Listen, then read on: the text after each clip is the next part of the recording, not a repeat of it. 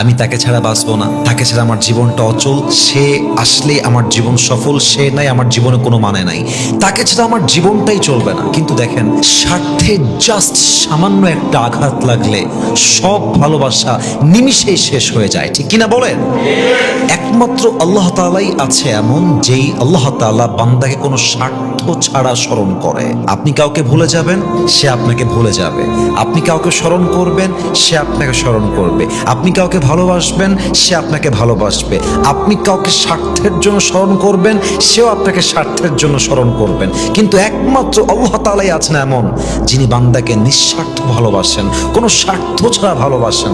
এজন্য আমার মনে হয় দুনিয়ার সমস্ত মানুষের ভালোবাসার মাঝে স্বার্থ আছে, ভেজাল আছে, চিন্তার ব্যাপার আছে, কিন্তু আমার আল্লাহর ভালোবাসা একদম নিঃস্বার্থ ভালোবাসা।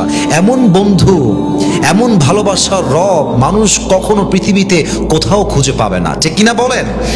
এজন্য অমুককে ভালোবাসি, তমুককে ছাড়া জীবন চলবে না, এই কথা ভুলে যান। আপনার সমস্ত ভালোবাসা পাবে এক সত্তা, বলেন সবাই, তিনি কে?